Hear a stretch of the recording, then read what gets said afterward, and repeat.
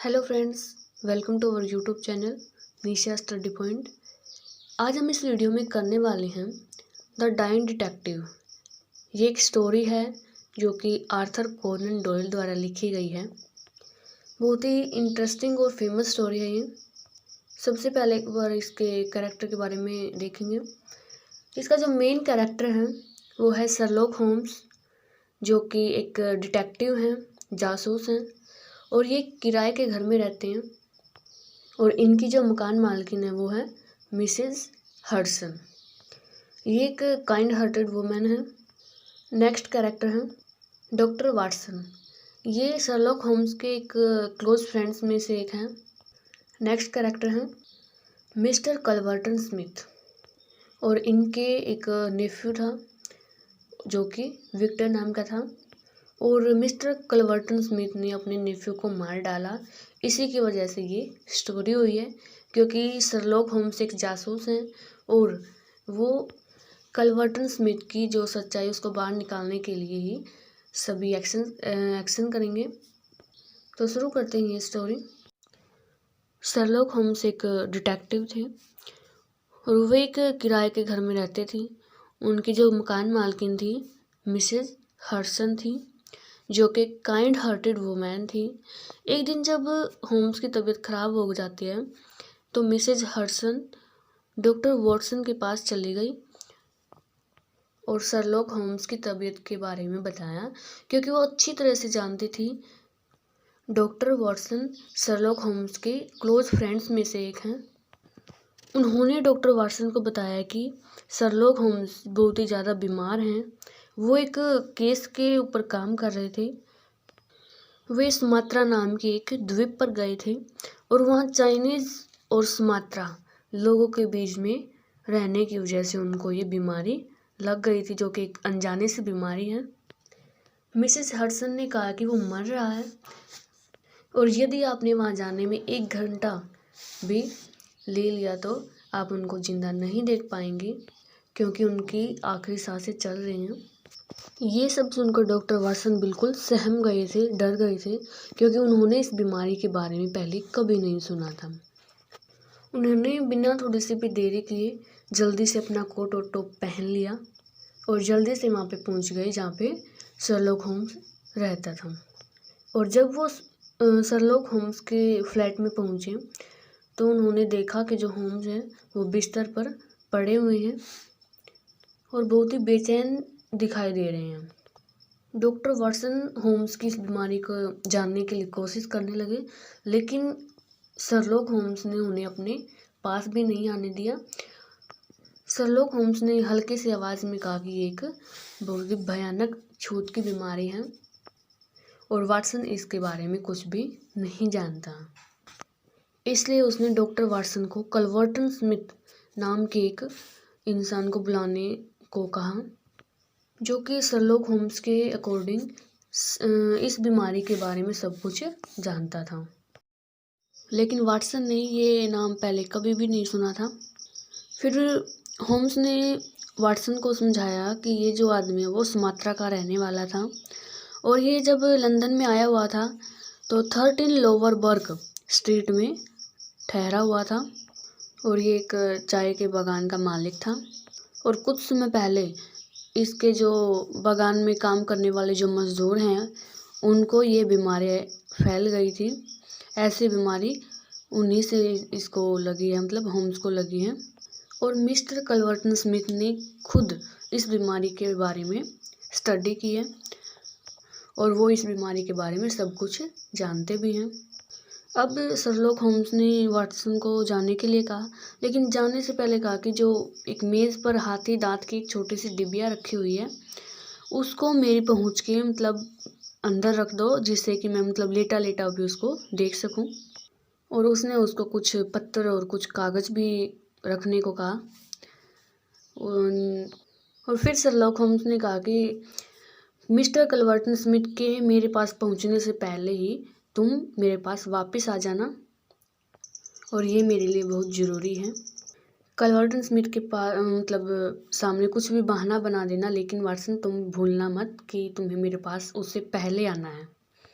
फिर Watson mister कलवर्टन Smith से मिला और उसे होम्स की इस बीमारी के बारे में सब कुछ बता दिया। मिस्टर कलवर्टन स्मिथ वाटसन के साथ जाने को तुरंत ही सहमत हो गए, राजी हो गए। लेकिन वाटसन को फिर याद आया कि होम्स ने उससे कहा था कि उसको कलवर्टन स्मिथ से पहले आना है, उसके साथ में नहीं आना है। इसलिए वाटसन ने कुछ बहाना बना दिया कि मुझे कुछ काम है, मैं दूसरी जगह जाना है, तो मैं आपके साथ नहीं चल सकता। फिर स्मिथ ने कहा कि चलो कोई नहीं, मैं अकेला ही चला जाऊँगा, मेरे पास शर्लॉक होम्स का एड्रेस है, मैं चला जाऊँगा उनके पास, आधे घंटे में लगभग पहुँच ही जाऊँगा।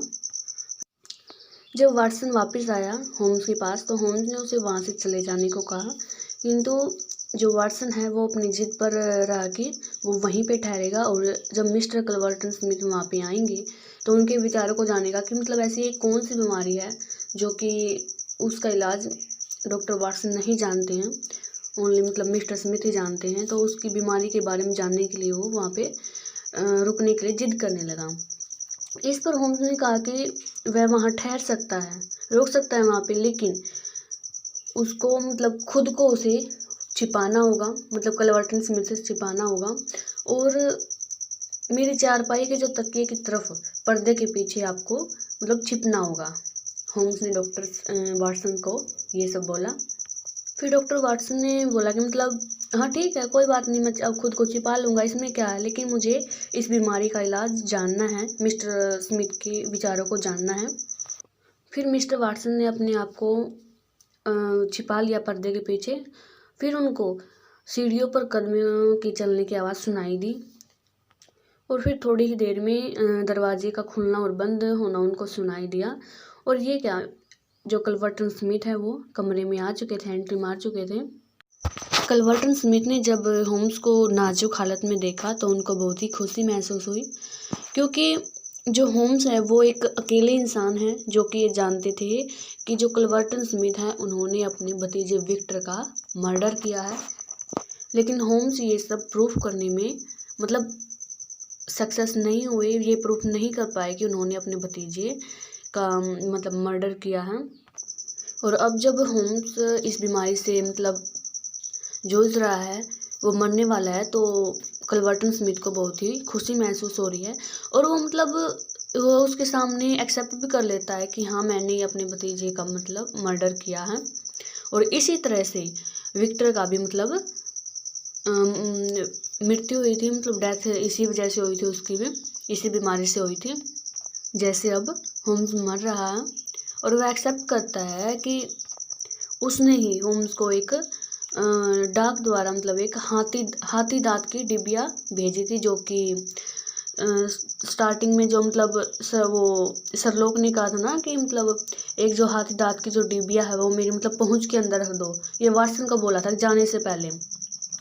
तो वही उसी डिबिया की बात हो रही है कि मिस्टर कलवर्टन स्मिथ ने वो हाथी दांत की डिबिया होम्स को एक मतलब डाक द्वारा भेजी थी और इसमें इस डिबिया में एक जानलेवा स्प्रिंग लगा हुआ है, जिससे कि मतलब वो हाथ से उस डिबिया को खोलेगा और वो जो स्प्रिंग है वो हाथ में लग जाएगा, जिससे मतलब जहरीली स्प्रिंग है, वो जहर लगा हुआ उस पर, तो वो मतलब मर जाएगा इस तरह से। और इस तरह की बातें करते हुए मिस्टर कलवर्टन स्मिथ उस डिबिया को मेज से उठा लेते हैं, हाथी दांत की जो डिबिया उसको उठा लेते हैं और उसको अपनी पॉकेट में डाल देते हैं। और वो कहते हैं कि ये एक मात्र प्रूफ है जिससे ये मतलब प्रूफ हो सकता है कि मैंने ही अपने भतीजे का मर्डर किया है और इसी मतलब ये इस हथियार से किया है, मतलब एक ही ये वो था, प्रूफ था जो कि मेरे अगेंस्ट जा सकता था। और अब संतोष की भावना से जो मिस्टर कलवर्टन स्मिथ हैं वो एक गैस की रोशनी जला देते हैं, एक लाइट से जला देते हैं ताकि वो डिटेक्टिव को शर्लॉक होम्स को मरते हुए बिल्कुल अच्छी तरह से देख सकें। और सडनली एक सरप्राइजिंग सी बात ये होती है कि होम्स जो बेड पे लेटा हुआ था, जो कि मतलब मरने वाला था, वो एक तुरंत मतलब खड़ा हो जाता है, वो एक्टिंग कर रहा होता है। और वो अपनी इस एक्टिंग में मतलब सक्सेस भी हो जाता है और अपनी एक्टिंग पर वो खुद की एक्टिंग पर तालियां बजाता है। और तालियां बजाते ही इंस्पेक्टर मार्टिन है जो मतलब कमरे से बाहर खड़े हुए थे, उनको एक इशारा मिल जाता है कि आप अंदर आ सकते हैं, कि मिस्टर क्लवर्टन स्मिथ का जो पर्दाफाश हो चुका है। तो इंस्पेक्टर मार्टिन तुरंत ही अंदर आ जाते हैं और मिस्टर क्लवर्टन स्मिथ को अपने भतीजे विक्टर के मर्डर के लिए और होम्स को मर्डर करने की अटेम्प्ट टू मर्डर की केस में मतलब गिरफ्तार कर लेते हैं। फिर मिस्टर क्लवर्टन स्मिथ अपना अपराध है उसको मतलब एक्सेप्ट करने से मना कर देते हैं कि मैंने तो ऐसा कुछ किया ही नहीं, मतलब मना कर देते हैं कि मैंने ऐसा कुछ भी नहीं किया। लेकिन फिर शर्लॉक होम्स को याद आता कि रुको रुको रुको रुको, ऐसा कैसे होता, मतलब मैं एक चीज़ तो भूल ही गया। हे भगवान, ओ माय डियर वाटसन, मैं तो तुम्हें भूल ही गया था। मैं आपसे 1000 बार माफ़ी मांगता हूँ, आई एम रियली सॉरी, क्योंकि इन सब एक्टिंग में मैं आपको भूल ही गया था, क्योंकि आप पर्दे के पीछे छुपे हुए थे। और आई होप कि मिस्टर क्लवर्टन स्मिथ से आपका इंट्रोड्यूस कराने की मतलब ज़रूरत नहीं है, आपको बताने की ज़रूरत नहीं है कि मिस्टर क्लवर्टन स्मिथ कौन है, मतलब इसका क्या अपराध है, आपने सुन ही लिया होगा।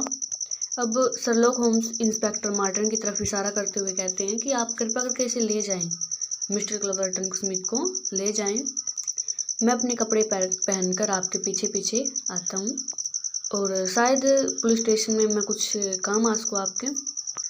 और फिर इंस्पेक्टर मार्टिन के जाने के बाद शर्लॉक होम्स वाटसन से माफ़ी मांगते हैं कि मैं आपको भूल ही गया था, सॉरी, रियली सॉरी। और फिर शर्लॉक होम्स कुछ बिस्कुट और मतलब ड्रिंक करके खुद को मतलब तरोताज़ा कर लेते हैं जैसे वो पहले थे, क्योंकि उन्होंने इस एक्टिंग के चलते मतलब 3 दिन से अच्छे से खाना खाया ही नहीं था, ताकि वो मतलब ऐसे बीमार से लग सकें, कोई उन पे डाउट ना कर सके। और फिर शर्लॉक होम्स ने वाटसन को बोला कि ये जो मेरी एक्टिंग थी उसको मतलब किसी को बताना मत, किसी को न बताने की मतलब ये इसलिए था, इसलिए उन्होंने बोला क्योंकि वो मिसिज हडसन है उनके अकॉर्डिंग शर्लॉक होम्स बहुत ही बीमार थे और वो मतलब बेड पे पड़े पड़े मतलब कुछ बड़बड़ा रहे थे, और अगर उनको ये पता चलेगा कि वो ये सब एक्टिंग थी उनको बस दुख होगा। तो उसने कहा कि मतलब ऐसा ही लगना चाहिए कि मैं बीमार था और अब मतलब ठीक हुआ हूँ, ऐसा मतलब मिसेज हडसन को कुछ भी पता नहीं चलना चाहिए। अब मेरे अकॉर्डिंग वाटसन तुम बुरा नहीं मानोगे, और ये भी बात सच थी, अगर तुम्हें मेरी एक्टिंग का पहले से पता होता कि मैं एक्टिंग कर रहा हूँ बीमार होने की, तो तुम इस तरह से मतलब रिएक्ट नहीं कर पाते जैसे तुमने अब किया है। और मिस्टर क्लवर्टन स्मिथ को यह विश्वास नहीं होता कि मैं सचमुच में बीमार हूँ। Thank you so much mister Watson. और जब मैं पुलिस स्टेशन से वापस आ जाऊँगा तो हम शाम को रात्रि भोज अवश्य करेंगे, तो शाम को मिलते हैं। ये सब कहकर मतलब ये स्टोरी ख़त्म हो जाती है। आई होप कि आपको ये स्टोरी बिल्कुल अच्छे से समझ में आई होगी।